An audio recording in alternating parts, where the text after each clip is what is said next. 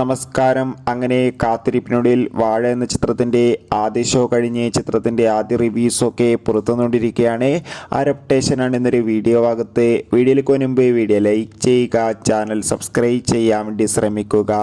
ജഗദീഷ്, കോട്ടയം നസീർ, ജോമോൻ, ഷിജോ സണ്ണി എന്നൊക്കെ പ്രധാന കഥാപാത്രങ്ങളായി ഇന്ന് ഓഗസ്റ്റ് 15 റിലീസ് ചെയ്ത ചിത്രമായിരുന്നു വാഴ.